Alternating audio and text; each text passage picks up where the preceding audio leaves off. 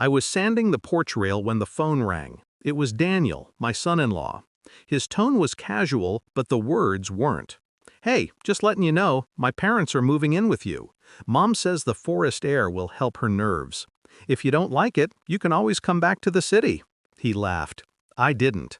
I just said, "All right." Then I hung up.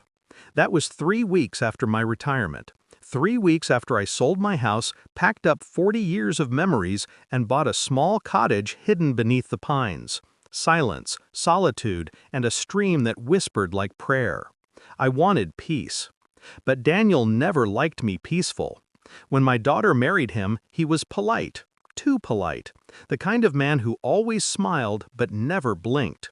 He'd say things like, "You've done so much for us," while calculating how much more he could take. I watched him turn my daughter into a shadow. Watched her smile fade, her shoulders tighten.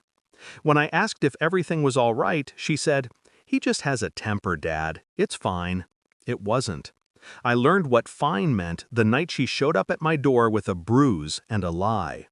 "He didn't mean it," she said. "He's under stress." I didn't say what I thought, but I started planning. The betrayal wasn't his words that day, it was hers. The woman I raised, the one I'd die for, chose to stay silent. I knew if I tried to fight him directly, I'd lose her. So I waited. When I retired, he offered to help with my finances, said he'd manage my pension, invest it. I let him, and I watched him drain it, slowly, carefully, into accounts under his name. He thought I didn't notice, but every transaction left a trace, and I kept them all. When I bought the cottage, it was with the money he didn't know existed. The rest, I let him take. I wanted him to think I was broke, weak, retreating into the woods to die quietly. He believed it. So when he called and said his parents were moving in, I didn't argue. I let the silence stretch until he grew uncomfortable. Then I said, "Sure, there's plenty of room." There wasn't, but that was part of the plan. The cottage sits on 5 acres, quiet, isolated, and, after some modifications, fully wired with cameras. The basement had once been a root cellar. I turned it into a panic room. When I wasn't fishing or fixing the fence, I was building. Soundproof walls, reinforced locks, the kind of work a man does when he's got time and motive. The day his parents arrived, I stood on the porch, smiling. They stepped out of the SUV, his mother with her pearls and perfume, his father with that smug, inherited arrogance. "Oh," she said, wrinkling her nose, "it's smaller than we expected." "It's temporary," I said, "until you find something better." They nodded, satisfied. They didn't notice the way the forest swallowed sound out here, or the faint hum beneath the porch, my generator feeding a separate power grid.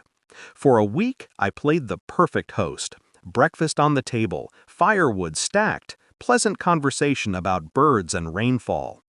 Every night they slept while I worked, checked the cameras, timed the locks, waited for the call. And then it came. Daniel again. "Hey, Dad, how's it going with my folks?" "Wonderful," I said. "They're settling in." He laughed. "Good. Saves me a fortune. You're doing your part after all." That was the moment I decided tomorrow would be the day.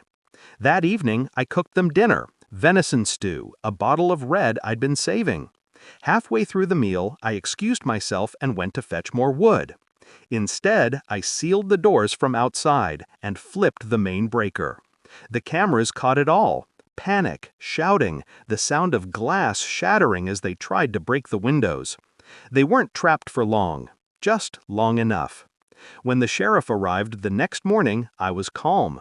I told him Daniel's parents had broken in, attacked me, tried to rob me. The video footage told the story exactly that way. He believed it. Daniel didn't. He came 2 days later, storming up the path, red-faced, shouting about murder and lies. I didn't argue. I just played the recording of his voice. His own call, threatening, greedy, damning. He froze. Realization hit him in waves. And then I said, "You stole from me, Daniel. You hurt my daughter. This is me taking it back." I handed the sheriff the second flash drive, the one with his financial transfers. He's still in custody. His parents were cremated quietly. My daughter moved here for a while, until she could breathe again. Sometimes she asks how I stayed so calm through it all. I tell her the truth. I wasn't calm. I was patient. Because revenge isn't rage, it's precision.